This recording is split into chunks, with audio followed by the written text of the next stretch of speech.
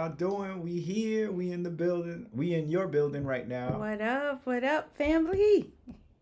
Here we are, here again on another Friday. Yep, That went fast. it did. This week actually went pretty quick. Yeah, it did. Like, we're here. Yeah. Like, we were just on today. It felt like yesterday, but the days are definitely shorter as the time has changed, right? So, I mean, the day's not shorter, but it feels like it. That I don't know what it is. All right, before I go into that, let's just go ahead and shout out those that are watching. Adriana is already in the comments section. What's up, Adriana? Happy Sabbath, girl.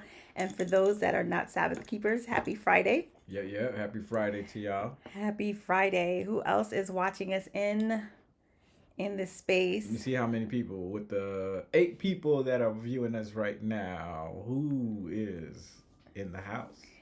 So as I was saying, while we wait for other folks to join in, as I was saying about, it feels like this.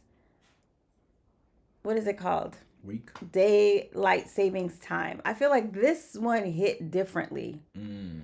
I feel spring was okay, but this one, I feel like it came and that adjusting is a bit challenging. Yeah. I'm not gonna lie. Yeah. We what did we gained an hour though. Yeah, I didn't feel like I gained anything. I feel like I lost time. But maybe it's just me. But my body, I think what it is, my body is just it's taking a long time for my body to adjust to the new time. Right. Well, I think that's a normal thing for a lot of people, It like is. trying I'll to be adjust. right back. Okay. All right. Well, I'm here by myself. You can see on the reflection, Carlene running out the room. I don't know what that is about, but nevertheless, like, yo, we here, we in the building. Shout out to Gamal. Shout out to Andrea Blackburn. Shout out to Gary Mitchell and to the awesomeness of everybody who is watching us tonight. Yes, yes. The Mitchells, man, they put a photo on Facebook. That is one couple that does not age. It's true. They do not age. You guys look like the day we met you guys, and that was probably before we got married. Yeah, they found the fountain of youth. Tell us. Yo, Tell us your secrets. yo, they look good. They look good. Nikolai is in the building. What up? What up? What up? Yeah, so sorry, I had to just run out because I'm over here looking through this door. It's a what do they call this? A French door, whatever. And so I don't know if it's called a French door. I may have made that up, but I'm seeing the dog eat up or about to eat up some very important papers. That dog. And so I was like, wait, I don't think I can be cute and say, okay, let me just look at him. Now I had to get up and make sure that the dog knew that he needed not to do that. But anyway, I'm gonna create a slide that says we'll be right back with some music anytime we have to like maybe jump out the screen. that would be cool. That'd be cool. Thank God I got dressed today. Okay. Thank God I got dressed. You always get dressed. No, like, yeah. Okay, let's just leave it at that. All right. Gamal says he hasn't even changed his alarm clock yet. Oh, wow. So, how does that work? He just waking up. He just existing. I'm like, how does that work? It's just everybody is going. We are going to meet at whatever time I show up. Right. That's a boss right there. I guess so. Shout out to the number one, the OG, Mr. G himself, Gamal Alexander. Yes, yes. Okay. All right. So, we've shouted out everybody on the in the chat Yeah. and we talked about the adjusting to the timepiece. How was your week? Busy. It's been Yeah, busy. you have had a busy week. And I think that's why it's gone so fast. It's been so busy, I didn't even have time to edit and to put our last episode on the Apple or on Spotify, or to Mm-hmm. even condense it and put it on Facebook. But I'm gonna get to it. But it's just been busy. But I think it's been productive. I think Good. I've been doing some productive stuff, some good stuff, some taking care of myself.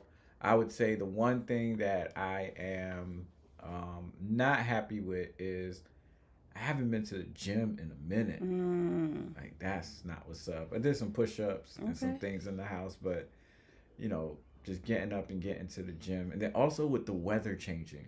Yeah. The weather here has been, well, I would say for the first part of the week, it's been actually great. Yeah, we had 86 Yeah. on I think like Wednesday, And it felt amazing, and but then the latter yesterday, part of the week is like rain. It's just like, great. right? Here we are. Weather. But you know what so this week, so okay, so you're supposed to ask me how my week was so Oh that I can yes. respond. How was your week? My week was interesting, to say the least.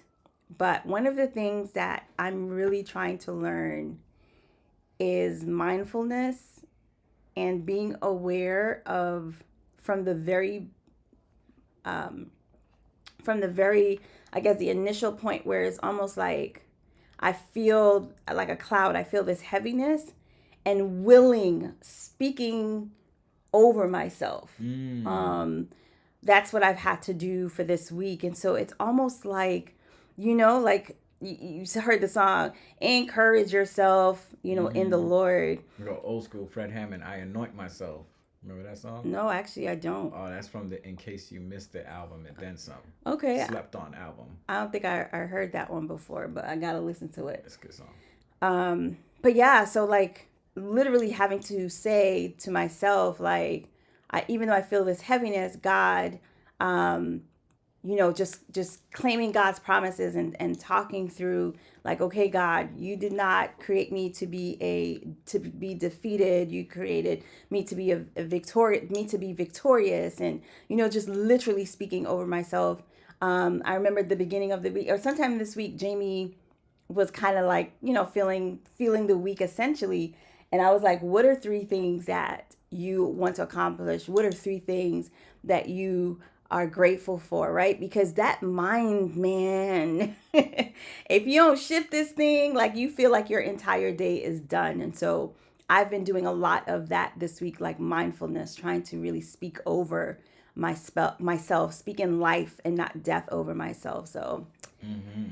Mm-hmm. yeah. Dun, dun, dun, dun, dun, dun, dun. My mom be playing tricks on me. But look, we got Billy Augustine in the house. Oh, I thought you said Billy. I'm about to say, who's Billy? And we got Damian Chandler is in here live Okay. today. And this is for you, Damian. Okay, that's enough. That's enough, Jamie. We want to make sure that we are not doing that. You can do that with him and you guys is I just want him to know how glad I am that he's here. by doing the very same thing that he loves. Yeah. Showing love. Oh my Othniel is gosh. in the house. What Narissa, up? What Marissa up? is in the house. Hi, My Marissa. people, you are our people, and we are so glad that all of you are here today. Also, CCC Robertson also in the chat. Oh, He said, Gary "Good evening, corrected me. family." It's Donald Lawrence and Tri City Singers. I know it myself. I know Fred Hammond has a No, song. encourage yourself. Oh That's yeah, yeah, Donald yeah. Lawrence. Encourage That's what he's myself. Yeah, saying. yeah, yeah. Yeah. Okay. All right. All right. All right. That's good.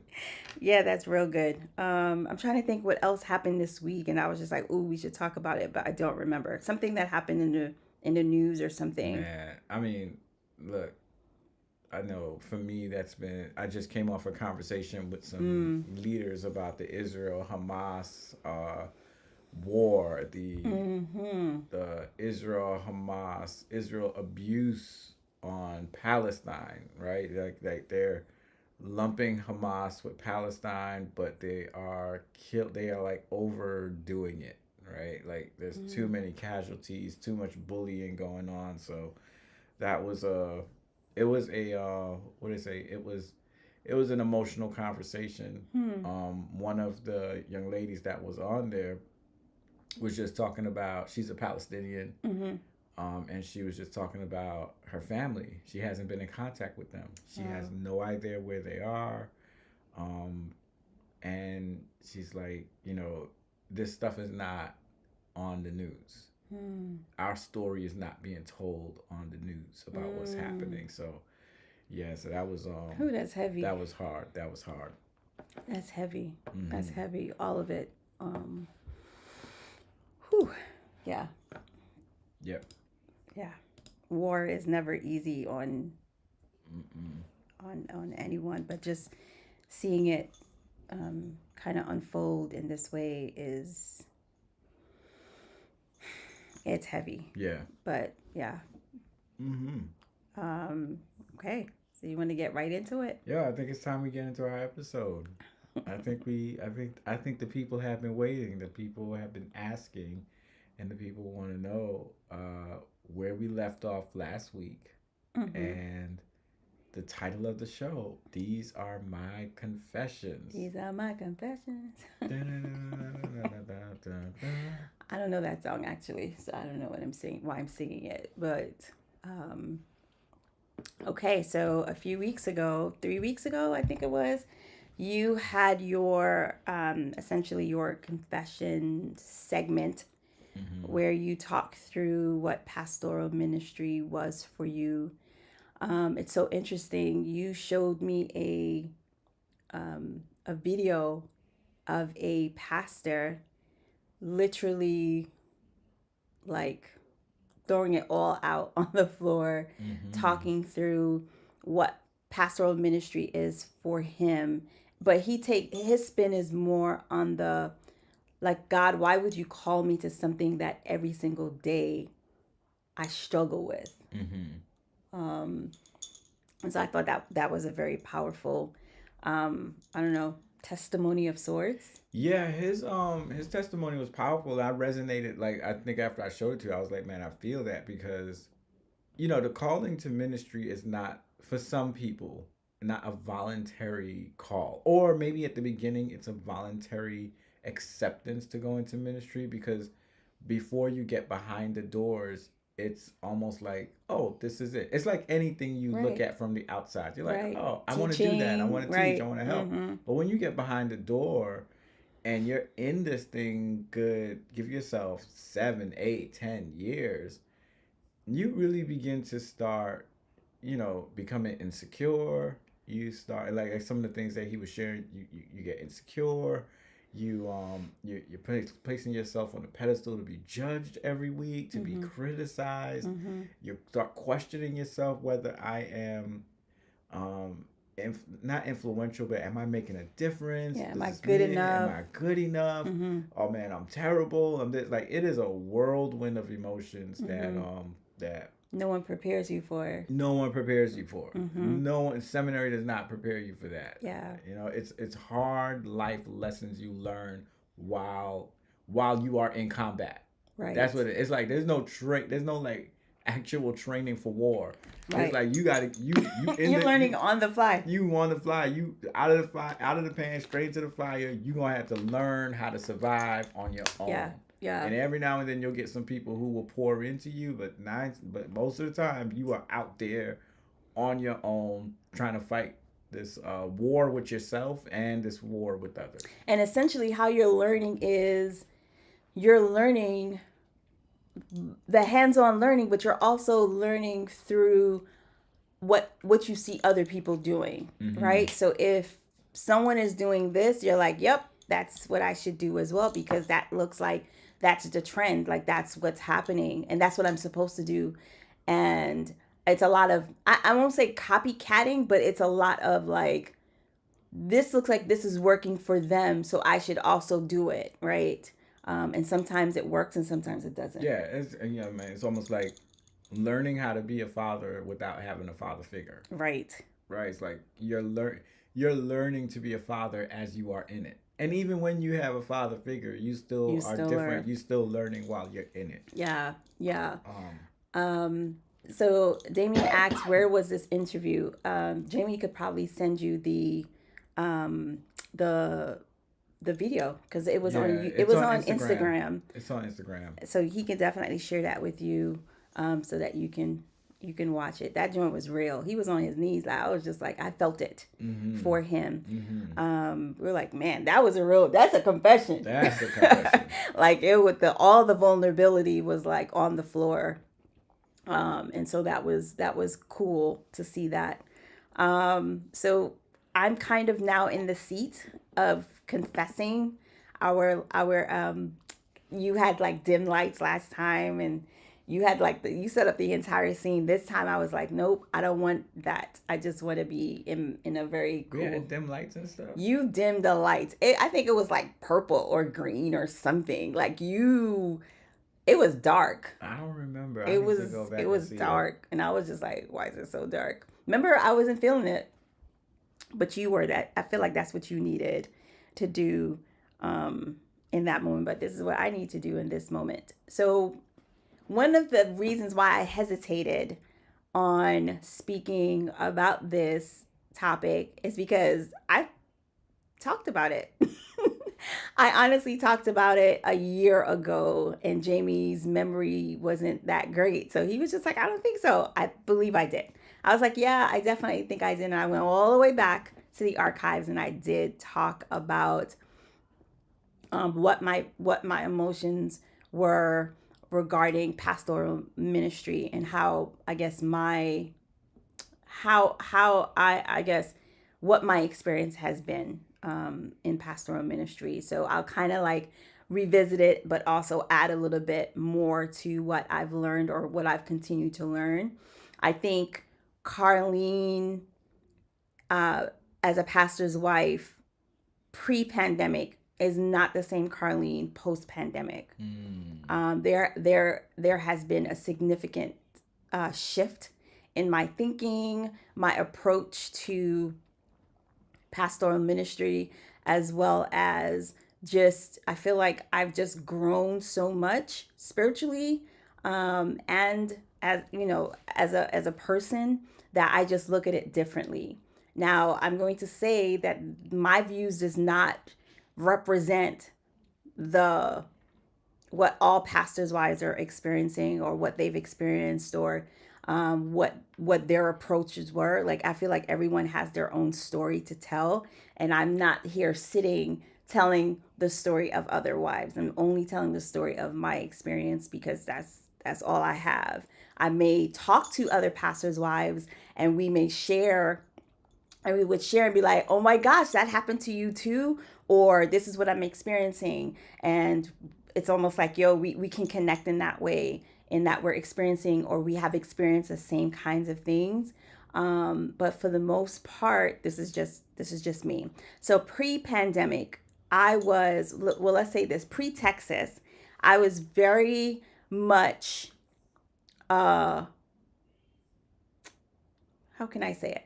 Like, because I saw it modeled, I saw the pastors, the traditional pastors' wives modeled. I thought that I had to be that. And so, one of the confessions I have was, Like, walk us through what is that. okay, so that is a wife who is the ones I've seen model. I've kind of seen two sides of it. So one side would be very quiet, wearing hats, wearing suits, stockings, very soft spoken, um, very wouldn't interact much, kind of like you can't really touch them. Like you can talk, but it just seems as though like there's a wall up, like you can't get deep at all. So I've seen that modeled. And then the other would be like the one that's very active, the one that's like really like have experienced pastoral ministry, and so they're like also very conservative. The hats, the suits, and the sitting in a certain space, like you can kind of know where the pastor's wife sits. And so those are the things that that I've seen modeled. One that's active, and the other that's just not active. They're just kind of really, I don't know what the word is, but just very quiet. So I thought that I had to probably try to find a balance between the two models that I've seen. Growing up, pastors' wives have always been like mysterious to me, right? It's almost like I don't really know who they are. Like it's just kind of like it's like this mystery of sorts. And I thought I had to be just as mysterious, right? Don't talk to many people. Don't interact. Just kind of, keep people at bay. Don't dive deep in. Just kind of, give that space to for yourself and for your family. Pre-pandemic, excuse me, it's weather's changing, so I'm catching this crazy cold. Was there ever moments pre-pandemic, as you're describing, where you felt like you weren't being yourself, where you were you were playing a role, Mm-hmm. you were not you, you were just looking at what was modeled, and you are adjusting or assimilating into a role, but not being yourself. At my core, yes. Yeah. I felt like I had to do that or I had to be that in order to make the visual, right? It looks good, right? Here's a pastor's wife that is wearing a suit, is wearing stockings, it's sitting a certain way, not boisterous, very comely looking. Um, and I think I've expressed that in this platform in this space that my natural inclination is not silence in a sense, right? Like I'm generally loud. And so I felt like I silenced myself. Not that someone else silenced me, but I silenced myself because I feel like that's what was modeled. Like pastors' wives are quiet women, women that are almost like this perfection of sorts, right? They walk a certain way. They wear the shoes that matches the whatever, the outfits and da da da. Like it just looked very like it Because just looked like very most of the pastors' wives that I have seen are just very put together. you think that's because you don't want to bring shame to my ministry or to my position. Do you think that reason, to be Mm, quiet, to be dressed a mm-hmm, certain way, to look a certain way, to kind of be beside but behind me, mm-hmm. that and that's because I'm asking you, not Mm-hmm. I'm asking, I guess it's probably like a big question, but I'm just asking, is that because you have to protect my ministry, or you have to, and by doing that's how you protect my ministry, or Yeah, that's how, yeah, let me just leave it there. yeah. I think it's all about protecting the what is the word I'm looking for? Not the visual, but it's protecting the picture of perfection. Does that make sense? Yeah, it makes sense. It's like you have to play a role, Yeah. you have to deny who you are, because like we've talked about this before, we've talked about particularly too when it comes to like ordination, how the ordination service is always about the pastor, Mm-hmm. and then when they talk to the wives, it's always like you have to, your job is to support him, or your job is to, it's almost like the wives don't get ordained as well for ministry. The Mm-mm. wives are just like there to make sure the man's ministry, or the person's ministry, because some women get it, that the person's ministry is glorified, and Yeah. you are like the lesser light or something or whatever. So I'm assuming that you sacrificed who you are because you felt that you had to do that to make sure my ministry was not Protected. protected. Yeah. Yeah, for sure. I think again, I'm not speaking for anyone else. This is just Carlene. Mm-hmm. I felt that I had to deny myself the boisterous, the whatever, the one that does not have the right words to that goes together, the one that may not the one that may not be again a eloquent speaker, or whatever. I just felt as though, if I'm being honest, this is a confession, I didn't feel like I was good enough to even stand in some spaces, because I looked at other pastors' wives and I was just like, man, they really have it together. They have it put together. And I felt like I didn't have that. I didn't have that thing that some pastors' wives have. Like, it's like this mysterious like ability to go up there and pray a house down, or the ability to go and play notes on a keyboard, or do these things. So I know that I had insecurities where I felt like I wasn't good enough to even be able to speak in some spaces. And if I did, I would often say no, not because I didn't have anything to say. I just felt like what I had to say was not good enough. So I felt like I silenced myself. Going back to it, it's not anyone silencing me, but I felt like I had to silence who Carlene was, because if people hear me, maybe they'll say, oh, this guy's a joke because his wife is not as an eloquent speaker as her husband, right? And so I know that I did a lot of like denying myself, pushing myself to the curb, even though when I met Jaime, I was very active in church. Like, there wasn't a thing that I was not doing in church. Like, I had 50 million offices in church, speaking, preaching, doing all the things. And then when I became a pastor's wife, it just felt as though I had to almost turn off that part of me to give him the opportunity to shine, to give him the opportunity to just kind of operate in his role. And the best thing that I could do is just be quiet, just kind of sit still, and not do anything. So yeah, it was more me than anyone. If that makes sense. I have a question. Okay. My question is,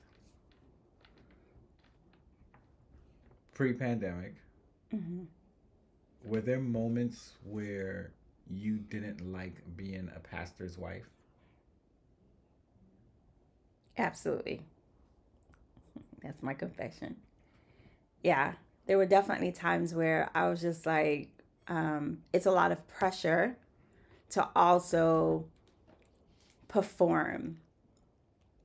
Like, you talked about your performance, and sometimes I felt like I had to perform, where I have to sit and look a certain way and be a certain way.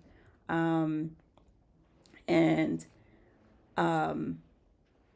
I felt oftentimes like like I could not be who I truly am, because again, when you're standing next to a man of that's so gifted, right? So gifted. Wait, chill. No, you have to make that face. But when you're standing next to a man that's so gifted, it's almost like, it's not that Jaime didn't give me space to be able to have my gifts be used, but at the same time, it just felt like, let him do him, and then I got the girls, right? I'll do ministry with my girls instead of, maybe wanting to get up and speak, maybe being active as I would have wanted to be. However, in pastoral ministry, it gets sticky. It gets real icky when you are probably serving on the board, or you are in ministry. Sometimes there can be a conflict of interest, or maybe sometimes the relationship that Jaime and I have, sometimes it can be a conflict, because I'm just like, well, you the pastor, you supposed to do that. And he's just like, wait a minute. This is my domain. I know you're coming with all your whatever, but understand that there are protocols too, right? That I need to follow. So that sometimes can be a little bit, I don't know, a little bit icky and uncomfortable and awkward at times. Um, and so not until I came to City Temple that I was a little bit more active. I think I was a little bit more active when we came to City Temple, but that also came with like, it was just like how to maneuver, how to kind of, um, how to do this dance where I am trying to still be currently or trying to be active, but still not being too active. And so just kind of trying to figure that out was Mm-hmm. hard. I'm gonna ask this question. So, Oh dear. when did you stop caring about? And I'm gonna say it this way: when did you stop caring about my ministry? And I'm not saying that you don't Wait. care, like you know, When did you listen stop to, caring? yeah, but listen what I'm saying. Like, when did you stop caring, or what happened that made you stop caring about protecting? I'm not saying that you ever stopped protecting my ministry, but Mm-hmm. like, what pivoted you to start walking in your own skin and start doing what you wanted to do, and still being very supportive of my ministry and my pastorate? Like, was there something that happened, a thought, a revelation? Like, walk me through that if you can. I think what happened um, is we started having conversations, right? We started talking about my desire, like my desire to want to be active and wanting to um, be a part of a ministry, being wanting to be a part of a ministry, right? Um, because just sitting in the pews is just not my thing, but I've done it for so long, I just do it. But I think with us talking about it, letting you know, like, this is my desire to do this, and you encouraging me and saying, hey, like, do it. Like, I'm not holding you back. If this is what you want to do, by all means, do it. I think that's when the shift started happening, where it's almost like you gave me permission. Not that I necessarily needed the permission, but it was like you gave me permission to step out and to do the things. Hmm. So I think that's where that shift started happening. Yeah. So I see a question that Jason has. Jason asks, what are the boundaries you all set with your involvement in ministry at a church Jimmy pastors? That's a good question. Mm-hmm. You want me to answer? This is. I think he's. Is he I think asking? it's both of us, All right? right. Because he's asking what are the boundaries we Well, set. I know for me, one of the boundaries that I set and I communicated with Carlene was that I never wanted her to be on the board. Mm-hmm. Not that I ever held her back from holding any ministry that she felt called that she was supposed to do. Mm-hmm. But I think an agreement we had was that as long as I'm a pastor of whatever church, I don't want you on the board. And I said that because there's certain things that happen at a board meeting that I didn't want Carlene to witness and to see, and just the whole dynamic. You know, I think for me it was just the whole dynamic of her being able to not take shots at me personally, or you getting involved in, like, if there's somebody that disagrees with something, or if I do something, make a decision, I didn't want to be driving home and we're talking about, yo, you should have did this to this Mm-hmm. person. You did this. Why do you didn't do this? I just wanted to always keep that separate. So that was a boundary that I had. But we didn't necessarily keep that boundary in that I did serve on the board, You ain't come. but that's why I didn't come, All right, right? But that's I, true. I did have a board position. I just did not attend the meetings regularly. So I did have someone who went in my stead. But I probably showed up to two or three of the meetings, maybe I don't honestly, I don't I don't remember. remember if you ever coming to a board I meeting. think once. I think I showed up once. I know for sure I showed up to one board meeting, and for that reason, I didn't want to, because for that reason, to. I didn't want to. When you're in board meetings, you see things, you hear things, and so I didn't want to see that part of ministry. I didn't want to sit in the pews knowing that somebody said something to my husband, right? And then that person is definitely shaking my hands, and that person is definitely talking to me. Um, and I'm just like, ooh, I know what you said to my husband. Like, I didn't want that. So, hence, that's a boundary that we definitely kept with regards to me doing ministry.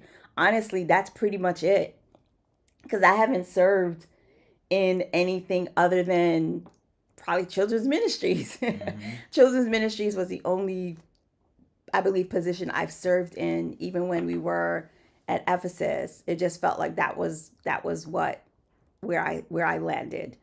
Of course, there were so many other positions that I wish I could have filled, but again, um, the dynamic of wanting to do it, but understanding that it would require me to be present and to do all the things where I knew I had little kids, like I had babies. So I just had to, be like, I'm just gonna wait. I'm gonna wait until. And I also loved singing, right? I joined the choir. That's something that I never did. I think I did that when we came here. And so again, I think those are the boundaries that were set for Mm-hmm. sure. There's something else I wanted to say with regards to the piece about not the boundaries, just talking through participating in ministries, but I forgot. I don't remember. One of the things that I'm going, moving on to another thing. One of the things that I would want to confess is, as a pastor's wife, I feel that I am, what is that word? I am, as a result of issues maybe Jamie may have had with a parishioner, that it affects me and relationships, right? So losing friends or losing people that I may have connected with. Um, what is the word called? Not collateral damage. What is it called? Like where I'm affected by something that as a result of being connected to you.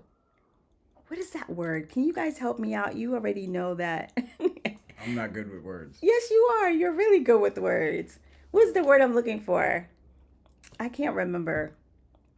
But I feel like as a result of the whatever issues may transpire, I feel the brunt of it because relationships are severed because of whatever, right? And so I become that A casualty. a casualty. That's the word I'm looking for. I become a casualty.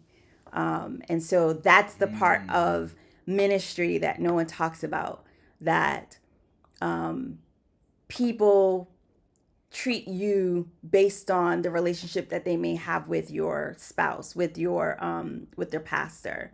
I can't, unfortunately, I cannot do anything about that, right? I'm not involved, but because I'm connected to him, all of a sudden I'm automatically grouped into that. Mm. And I don't know anything, right? I think another confession is, people think that Jamie tells me a lot of the stuff that happens in church, the issues and stuff like that. That's like a boundary that he has set, where I may not know anything that's going on. People probably assume that I know what's going on, but I really don't. And so as a result, I see how people move, right? So one of the things that I'm really good at is observing. I love to sit and I love to observe the human beings. I think it's the most fascinating and most amazing thing ever. learn so much by just sitting and watching a human being. And so looking to see how people react or interact with me, probably assuming that I know something and I know nothing. And so it gets real icky, right? Because it's Damn. almost like I'm not choosing a side. I'm just trying to worship, right?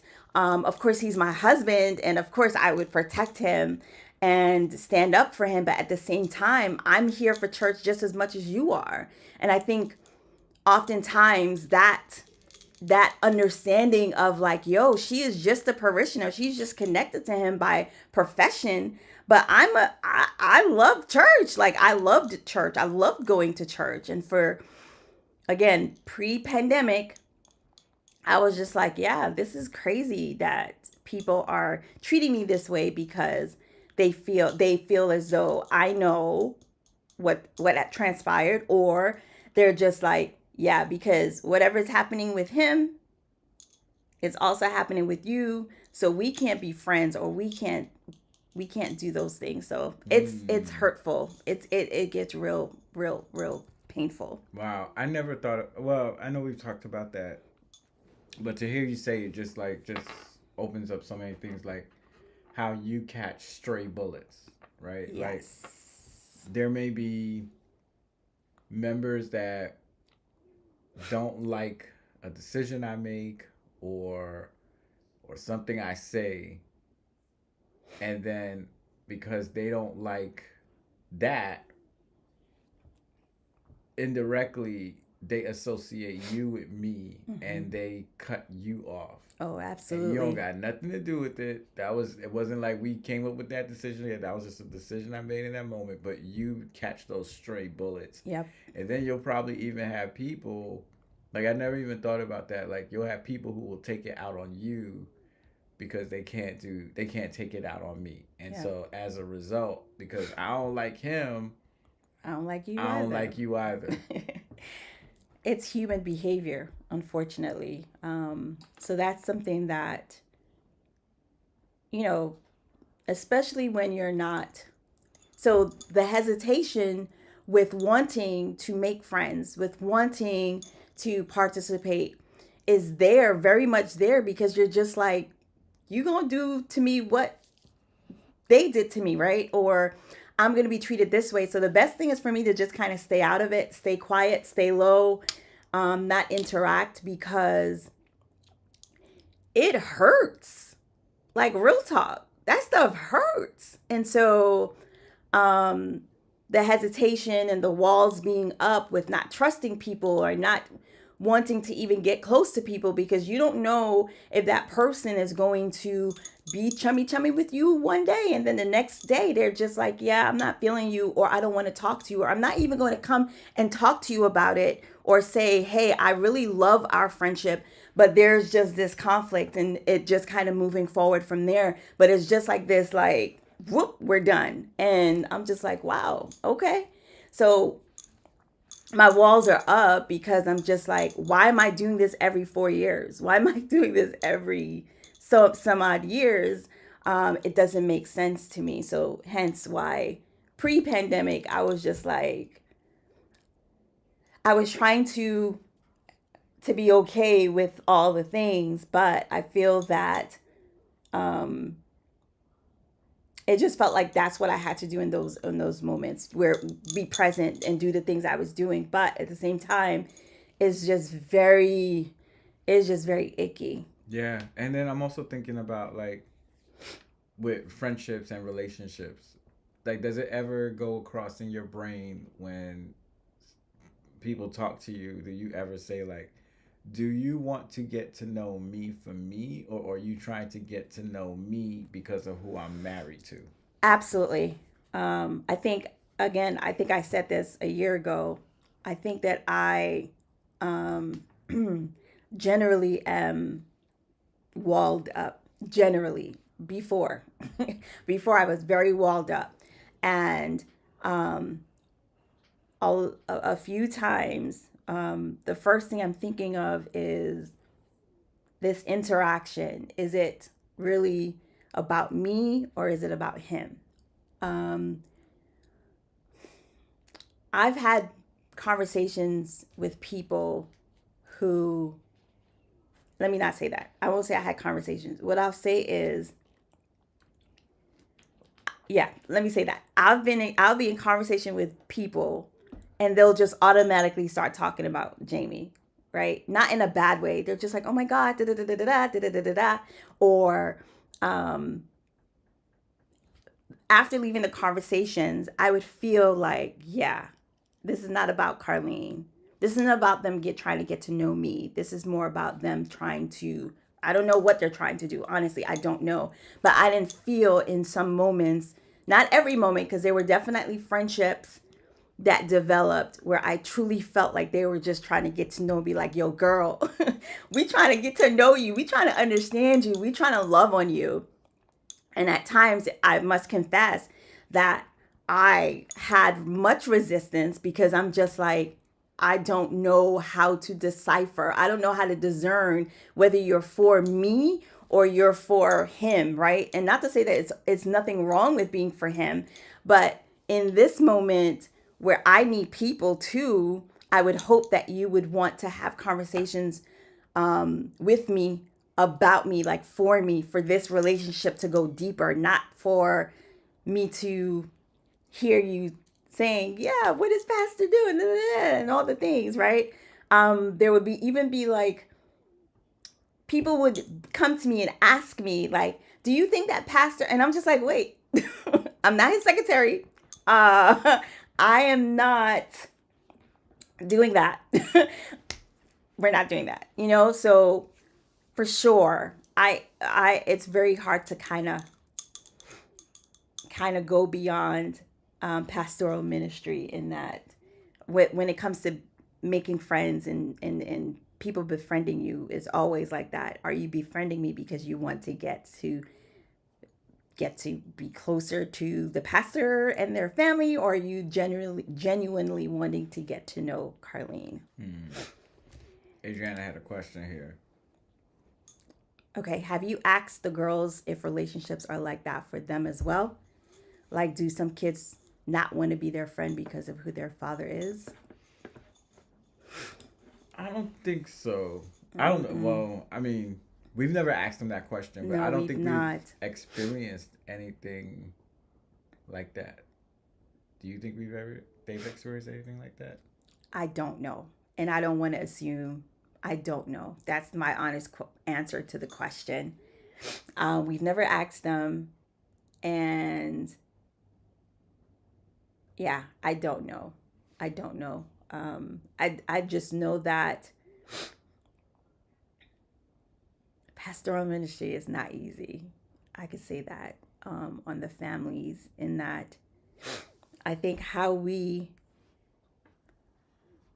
because I'm very much on the defense, right? Where it's almost like, can I trust you? Can I trust you with my children? You know what I mean? Um, I know that there has been potential relationships or friendships that may have come to fruition if I was a lot less walled up. Um, and for me, it was more when they were younger, it was more or less for them to be protected, for them to be safe. Because again, I think I'm more speaking to, I'm just generally, they grew up here in Texas, right?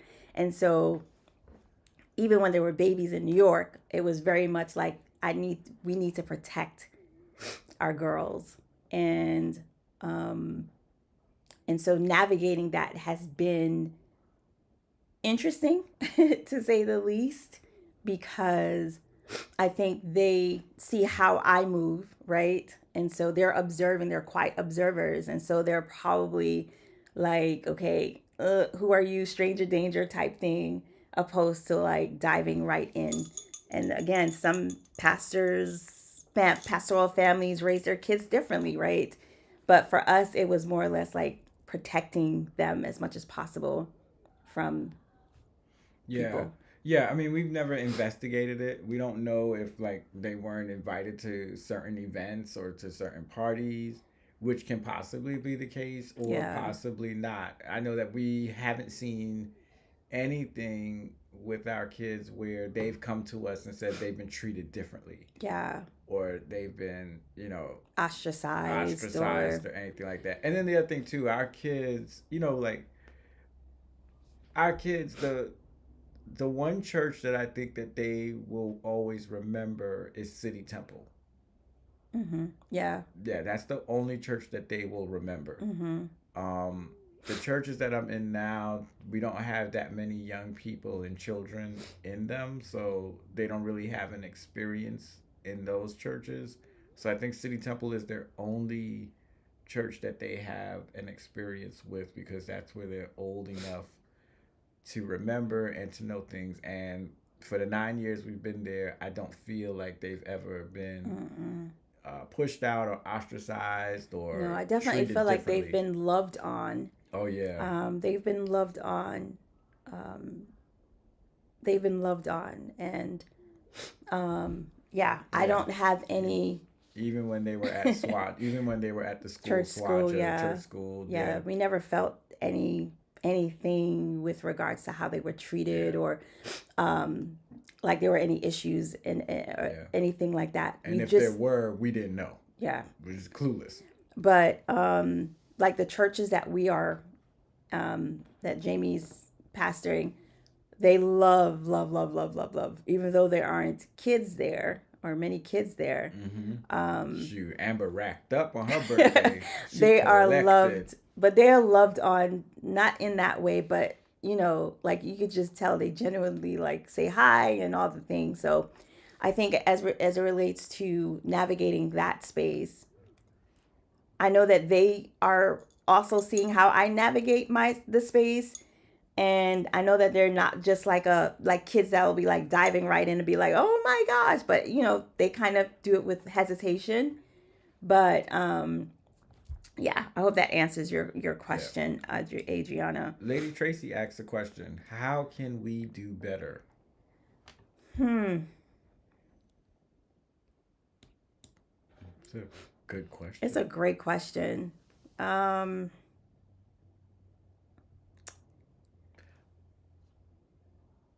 I think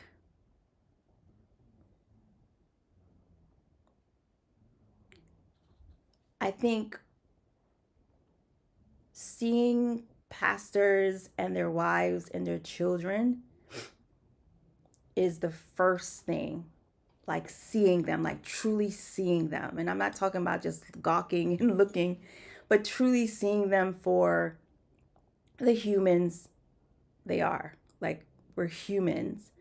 And I think sometimes we try to spiritualize pastoral ministry where we feel like we are not affected, that we don't feel, or we don't see we don't see all the things like we hear by way of just like sitting in a space, or um, we feel, right, we feel it.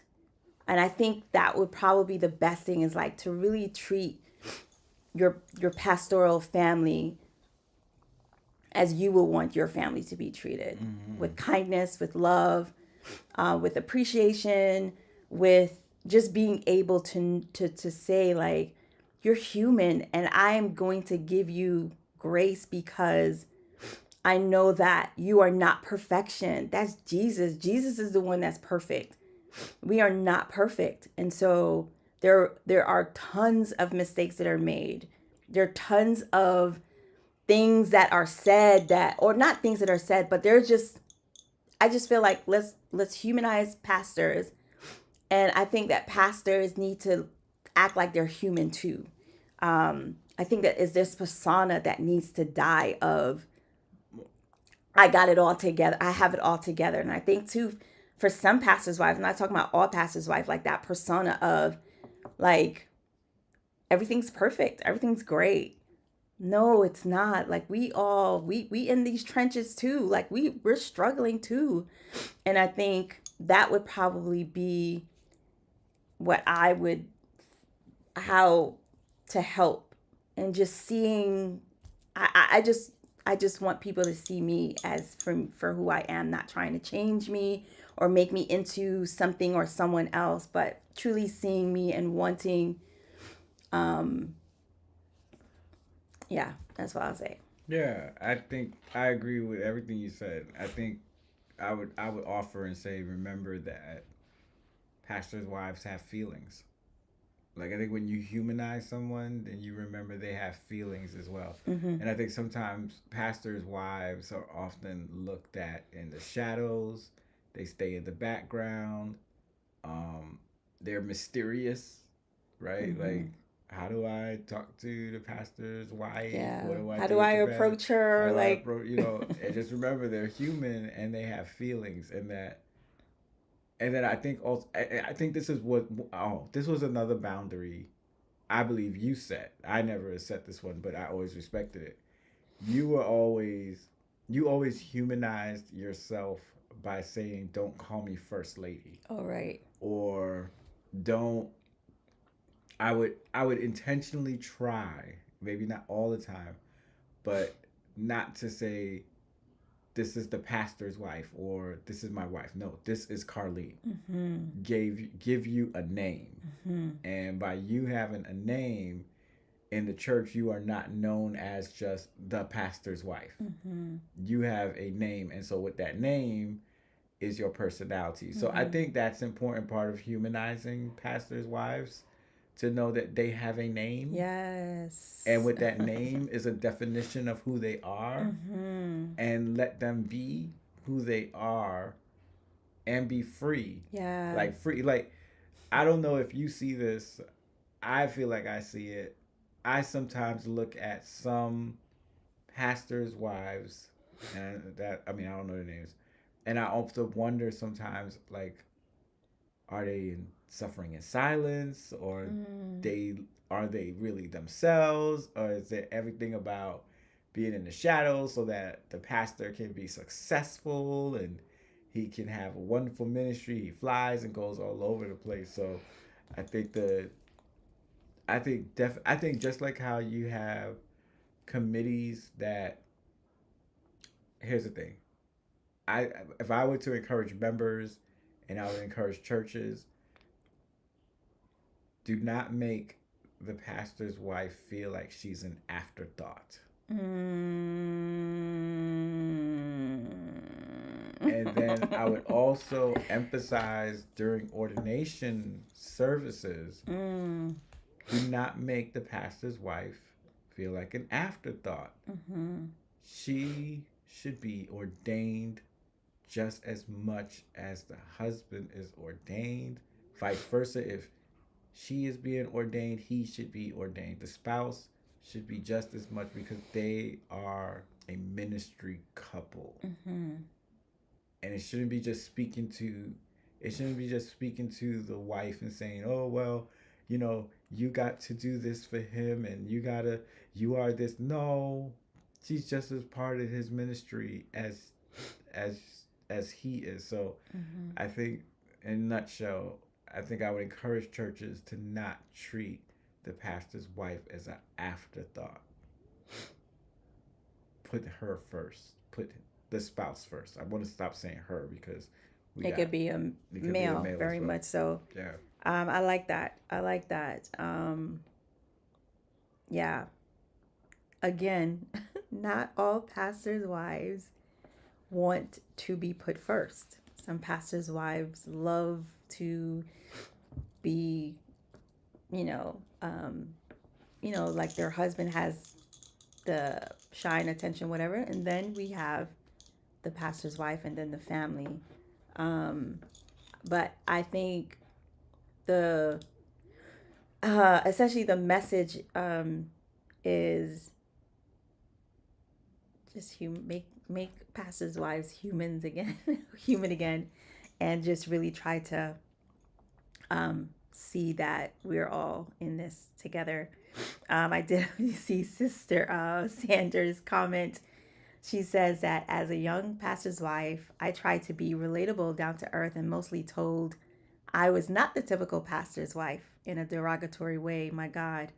And then name the pastor's wife who they think is the epitome of a pastor's wife. My God, have mercy. That's straight up abuse of the tongue. It is. My God.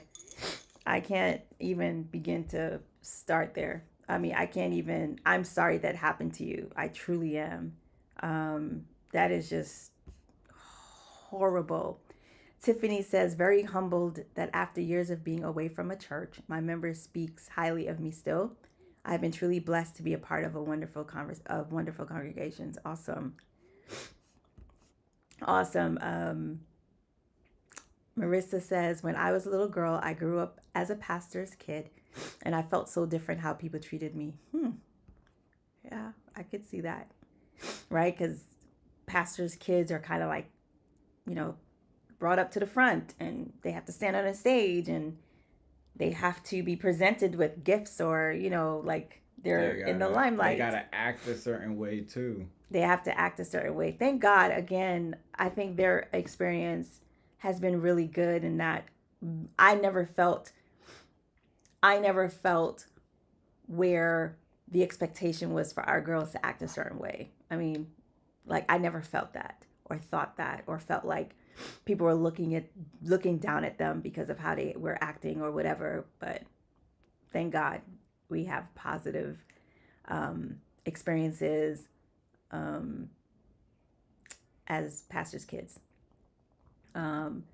Lady says the spouse is a part of his ministry, but the pastor was the one called to the ministry. Okay. I would say the two are one. When you get married, you become one, and I believe that if God called me to ministry, He's calling you to that ministry as well. Mm-hmm. I mean, and that's in our relationship. I don't know how other people view it, but Mm-hmm. I see Carlene as just a big part of my pastoral ministry and called by God into relationship with me. And because we have leave and cleave and we have become one, that you are just a part of it. Because the success of my ministry, like, this is it. When I need a pastor, it's her. Mm-hmm. And so, and not only that, I'm also pastoring her as well. And so I would, and I think that when we put the focus on one person within a pastoral couple, it bleeds into ignoring the wife as just to sit there Mm-hmm. and to be quiet Mm-hmm. and to take care of the kids Mm-hmm. and to not have a voice. Mm-hmm. So I mean, we can do maybe we can do another conversation about it because I don't think we have the time to. But I really feel like we have to really look at, because like our brothers and sisters in the First Day Church, they preach together. They preach together. Right. They see that thing as this is the ministry couple. Mm-hmm. It is a partnership. Yeah, I think, Lady, to your point, to your comment, I think that there has to be a calling on the pastor's wife as well. There has to be, like, to endure and to be in this thing. There has to be a calling. It's not about, I don't think it's about a higher calling. I feel like once we are called by God, it's higher, right? So I don't think that I'm not called. I feel like if I was not called, I would not be sitting here, right? I would not have endured and stayed in this thing, right? If I didn't feel like I was called to it. I know a lot of people say, I don't think I would ever be a pastor's wife, right? You hear that all the time. People are like, please, I can never be a pastor's wife because they don't want to know about me. Like, I would be the one to right? And it's very evident that those people aren't called to this thing, right? And that's okay.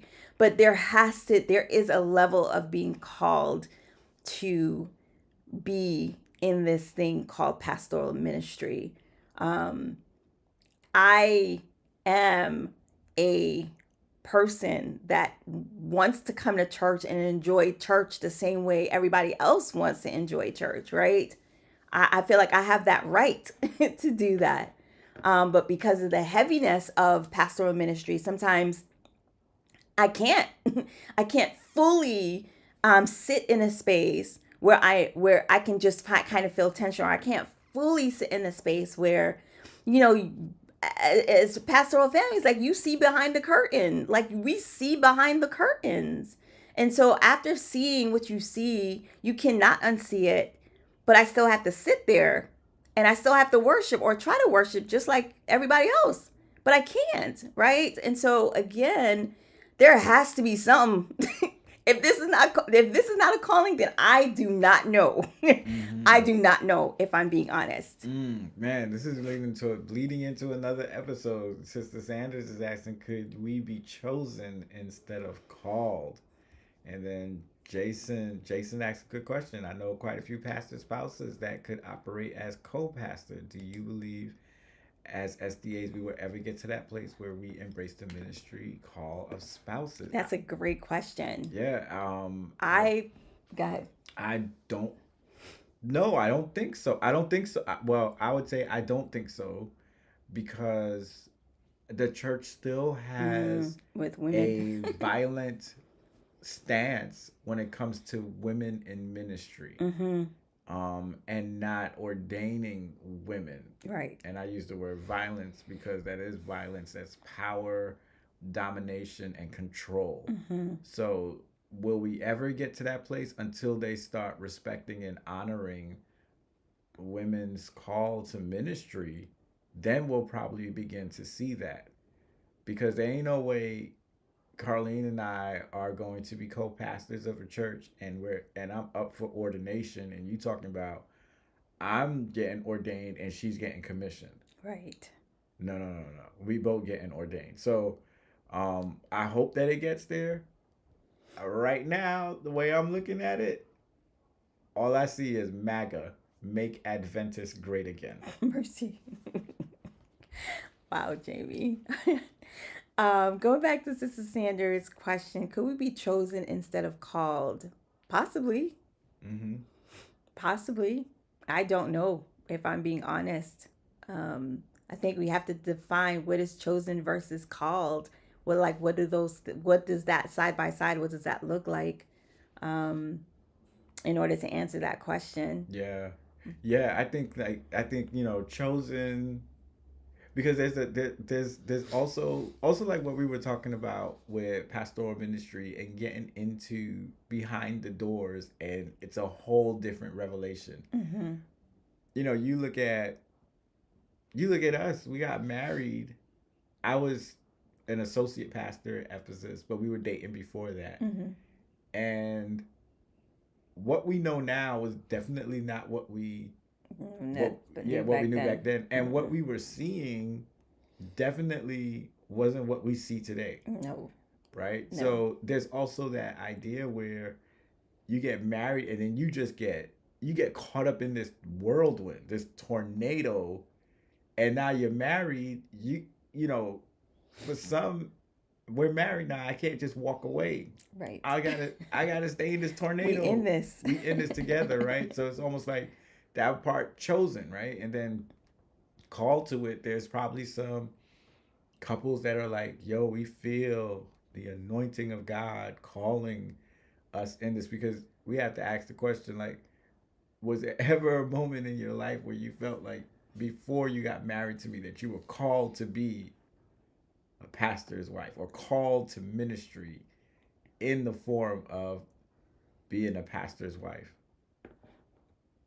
Yeah, this is all great, great conversation. Um, when we say called, does it mean serving this at the same capacity that the other spouse that is called? Does that mean that you're called? You understand what I'm saying? Like, Mm. does it have to be in the same capacity of standing in front of people and preaching? Does that look like leading out in a board meeting? Like, what does called look like based on Mm-hmm. capacity or based on even gifting, right? Mm-hmm. Honestly, that's what I would say.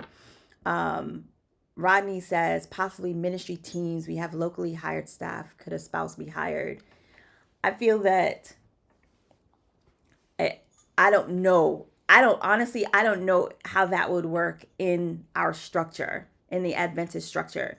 Maybe other churches, other denominations, because they have already, you already see that. I feel like our denomination is probably Yeah. one of the denominations who do not have co-pastors where the wife and the husband are co-pastors. They're co-laboring in that way. Yeah. I think it would be great. I think it definitely something that you hope to have in the future. They would have to work out the system because if, for example, if we're a ministry team and we're both hired by the conference, do we get moved together Right. or do we get moved separately? Like, okay, we're moving you here, moving you there. Um, so, but I would hope that they would move us together. Right. Because that would be Right. like, what's the point? Yeah, yeah, but I don't know. Yeah, anything is possible. Everything is possible. Yeah. All things are possible with With God, God. right? Yes. So, I think if we press hard enough, maybe it will happen and it'll be great. Like we would make a great ministry team. We are a great ministry team. Mm-hmm. We would be a dope co-pastor of a church. Mm-hmm. Yep. We would kill it in Jesus' Well, name. I'm about to say that sounds very that sounds very very Hey, that's haughty. that's Godfidence. That's Oh, not okay. confidence. That's I don't know. Godfidence. It's a little bit of some, but for Yeah. sure, I definitely think because, huh? Trini came out. The organization will never allow that Alia would be Like looked at that as as having having too too much much power. power. Yep. Wow, you had to read it like that. You got to. But I definitely think that I definitely agree. Definitely agree, lady. I don't think the organization is ready for that. But I definitely do believe within myself that pastoral ministry has taught me a lot of great things. I believe that I have grown and I have glowed as a result of being in ministry side by side with Jamie in that sense of, us being together. Um, I do know that they're not just all bad things that happen in pastoral ministry.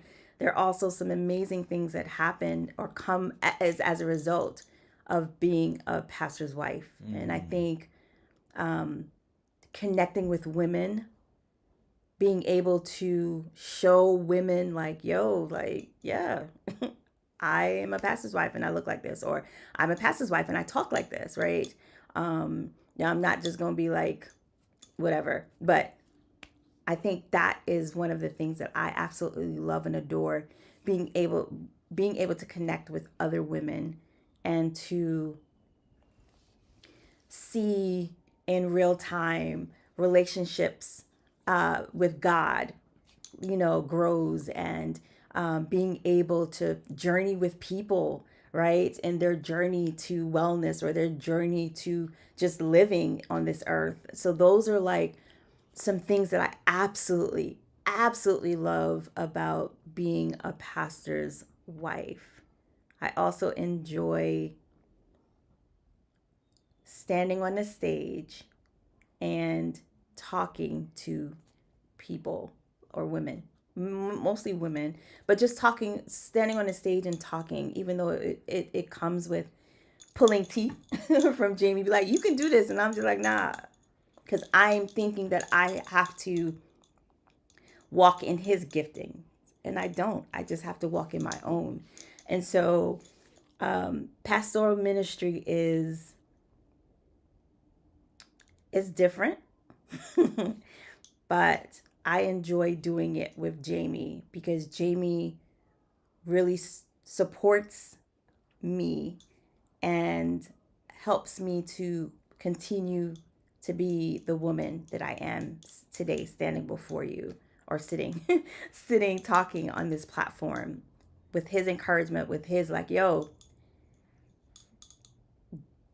this is, it's time for you to do what God has called you to do, or be your own person, do whatever it is that you want to do, and giving me that freedom to do that. I right now it's really good because I'm not a typical pastor's wife that shows up to church every Sabbath. I don't do those things anymore. I'm not a typical pastor's wife that that do the things that I used to do pre-pandemic. But the fact that he supports me and still very much encourages me to continue to be who I am, authentically me, without shame or without apology. And so I think that's what makes a difference for me in this pastoral, being a pastor's wife, is just having a spouse who sees me and doesn't want me to be anything more or anything other than who God has called me to be. So yeah. Yeah. In a nutshell, I'm dope. I'm saying I'm just a dope dude. I'm one really dope dude. So I appreciate you saying that. And you just killed them. We should just end. how did I kill the vibe? I'm just going off of what you said.